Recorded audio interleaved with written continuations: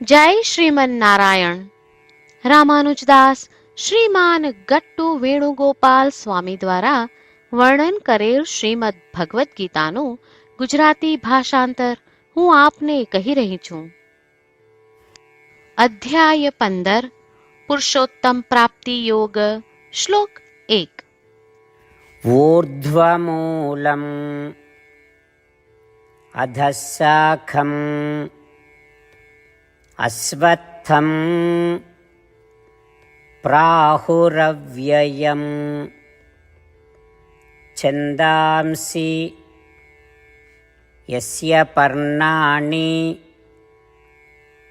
यस्तं वेद स वेदवित्.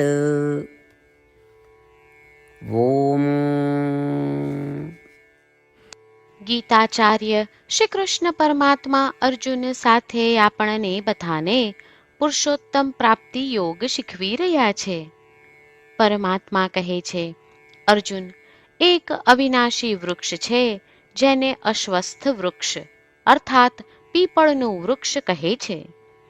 આ એક ઊંધું વૃક્ષ છે જેના મૂળ ઉપર શાખાઓ નીચે છે અને વેદ તેના પાંદડા છે. જે આ અશ્વસ્થ વૃક્ષનું રહસ્ય જાણે છે તે વાસ્તવમાં વેદોને સમજે છે. અર્જુન, સંસાર અર્થાત જન્મ મૃત્યુનું ચક્ર અશ્વસ્થ વૃક્ષ જેવો છે. જેમ આ વૃક્ષના મૂળ ઉપરની દિશામાં છે તેમ આ સંસારનો આરંભ ચતુર્મુખ બ્રહ્મા છે જે ઉપર પરલોકમાં છે. આ વૃક્ષની શાખાઓ નીચેની દિશામાં વિસ્તરેલી છે જે નીચલા અન્ય પરલોકોને દર્શાવે છે. તે નીચલા પરલોકોમાં નિવાસ કરતા સમસ્ત દેવો, મનુષ્યો, પ્રાણીઓ અને વનસ્પતિ તે વૃક્ષની શાખાઓ છે. આ વૃક્ષ કોઈ દિવસ સુકાશે નહીં. તે સદૈવ અસ્તિત્વમાં રહેશે. તેથી તેને શાશ્વત અને અવિનાશી કહેવામાં આવે છે. આ વૃક્ષના પાંદડાઓ વેદ મંત્રો છે. વેદ મંત્રોમાં નિર્દેશિત કર્મો જ આ વૃક્ષના પાંદડા છે. ઈચ્છા આધારિત કર્મો અર્થાત અનુષ્ઠાનો કરવાથી આ વૃક્ષ નિરંતર વધતું જ રહે છે. જે આ વૃક્ષનું રહસ્ય જાણે છે તે જ વેદોનો જ્ઞાતા છે. આમ શ્રી કૃષ્ણ પરમાત્મા જન્મ મૃત્યુના ચક્રની તુલના અશ્વસ્થ વૃક્ષ સાથે કરી રહ્યા છે. તે વેદોના મહત્વ, તેમના પ્રત્યે આપણી સમજણ અને તેમનામાં આપણે જે શ્રદ્ધા રાખવી જોઈએ તેના પર ભાર મૂકી રહ્યા છે. આ ઉપરાંત શ્રી કૃષ્ણ પરમાત્મા ઘોષિત કરી રહ્યા છે કે અશ્વસ્થ વૃક્ષને નિર્મૂળ કરી નાખવાનું સાધન વેદોમાં જ સમાયેલું છે. તેથી ચાલો આપણે એ જાણીએ કે આ સંસાર જેમાં આપણે ફસાયેલા છીએ તે અશ્વસ્થ વૃક્ષ છે અને આ સંસારને પાર કરીને શ્રીમન નારાયણને પ્રાપ્ત કરવાને જ આપણો ધ્યેય રાખીએ. શ્રી કૃષ્ણ પરમાત્માના ઉપદેશોનું મનન કરતા, તેમનું શરણ લઈ આપણા જીવનને અર્થપૂર્ણ બનાવવાનો પ્રયાસ કરતા ચાલો આપણે બધા શ્રી કૃષ્ણ પરમાત્માના શબ્દોનું આ શ્લોક સ્વરૂપે પુનરાવર્તન કરીએ. ऊर्ध्वमूलमधःशाखम् अश्वत्थम् प्राहुरव्ययम् छन्दांसि यस्य पर्णानि यस्तं वेद स वेदवित्. શ્રી કૃષ્ણ પરમાત્માએ આખી ભગવદ્ ગીતાનો સાર અધ્યાય 18ના શ્લોક 65 થી 70માં 8 ઉપદેશ દ્વારા કહ્યો છે. શ્રી કૃષ્ણ કહે છે, જે મારા આ 8 ઉપદેશ અનુસરે છે તે મને પ્રિય છે. એ સર્વે ભક્તોનું હું બધી જ રીતે રક્ષણ કરીશ. શ્રી કૃષ્ણ પરમાત્મા પાસેથી આખી ભગવદ્ ગીતા સાંભળ્યા પછી અર્જુન કહે છે, કરિષ્યે વચનમ તવ, એટલે કૃષ્ણ, હું તમારી આજ્ઞાનું પાલન કરીશ. તમે કહો છો એમ કરીશ.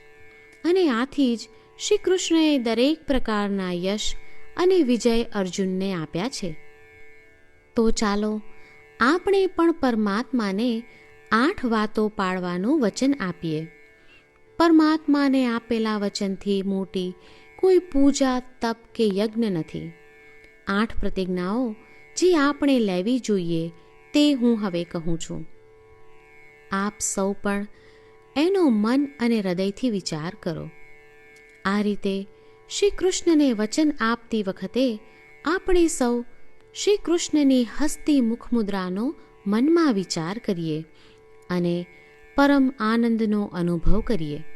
જય શ્રીમન્નારાયણ. આપણા 8 વચનો આ પ્રમાણે છે.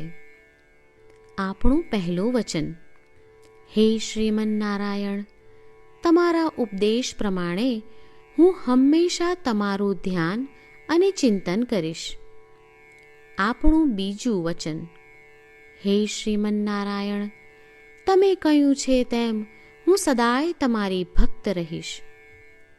આપણું ત્રીજું વચન: હે શ્રીમન્નારાયણ, હું મારા કર્મો તમને સંતોષ થાય તેમ અને તમારી સેવા માટે કરીશ. આપણું ચોથું વચન: હે શ્રીમન્નારાયણ, તમે અનુસરવા કહ્યું છે તેમ મને પૂર્ણ શ્રદ્ધા છે કે હું તમારી છું. હું સદાય મારા હાથ જોડી તમને નમસ્કાર કરીશ, તમારી ભક્તિ કરીશ. આપણું પાંચમું વચન: હે શ્રીમન્નારાયણ, હું તમારા શબ્દો યાદ કરું છું. મામેકમ શરણમ વ્રજ, તમે તમારી શરણમાં આવવા કહ્યું છે. શ્રીમન્નારાયણ, હું માત્ર તમારા જ શરણમાં છું. આપણું છઠ્ઠું વચન: હે શ્રીમન્નારાયણ, આપે કહ્યું છે મા શુચ, તમે અમને આશ્વાસન આપી શોક ન કરવા માટે કહ્યું છે, તો હું દુઃખી નહીં થાઉં, શોક નહીં કરું. આપણું સાતમું વચન: હે શ્રીમન્નારાયણ, અમારા કલ્યાણ અર્થે આપે શ્રીમદ્ ભગવદ્ ગીતા રૂપી આશીર્વાદ આપી અમારા સૌ પર કૃપા કરી છે, તો હું દરરોજ ઓછામાં ઓછો 1 શ્લોક વાંચીશ અથવા સાંભળીશ એવો સંકલ્પ લઉં છું. આપણું આઠમું વચન: હે શ્રીમન્નારાયણ, હું ગીતાના દૈવી શબ્દો એ ભક્તો સુધી પહોંચાડવાનો પ્રયત્ન કરીશ જેઓ ગીતાથી અજાણ છે. હે શ્રીમન્નારાયણ, તમે કહ્યું છે તેમ કરીશ, તમે કહ્યું છે એમ વર્તીશ અને તમારા માટે જ કર્મ કરીશ.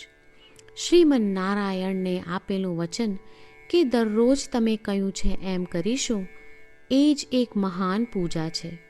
તો ચાલો આપણે સૌ દ્રઢ શ્રદ્ધા સાથે પ્રભુ પાસે એક સંકલ્પ લઈએ.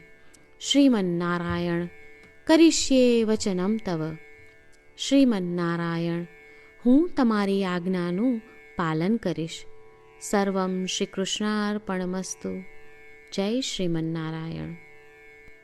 ऊर्ध्वमूलम् अधः शाखम् अश्वत्थं प्राहुरव्ययम् छन्दांसि यस्य पर्णानि यस्तं वेद स वेदवित्. ॐ ऊर्ध्वमूलमधः शाखम् अश्वत्थं प्राहुरव्ययम् छन्दांसि यस्य पर्णानि यस्तं वेद स वेदवित्. જય શ્રીમન્નારાયણ.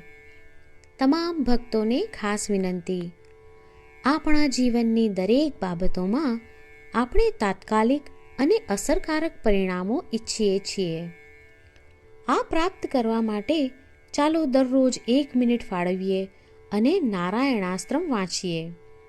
નારાયણાસ્ત્રમ મેળવવા માટે તેની વેબસાઇટ જે www.narayanaastram.org છે તેના પર જાઓ અને રજિસ્ટ્રેશનમાં તમારું નામ અને ઈમેલ આપો. તમે આપેલા ઈમેલ પર તમને નારાયણાસ્ત્રમ PDF પ્રાપ્ત થશે.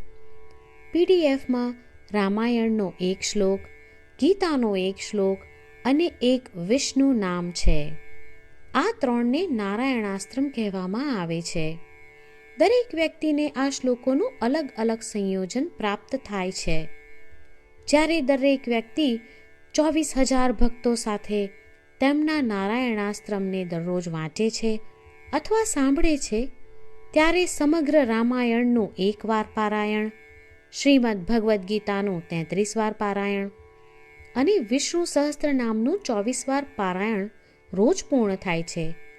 આ એક અદ્ભુત અને અસાધારણ પરિણામ છે. તેથી તમે અને તમારા પરિવારના સભ્યો તરત જ વેબસાઇટ પર જાઓ અને તમારું નારાયણાસ્ત્રમ મેળવો. જય શ્રીમન્નારાયણ.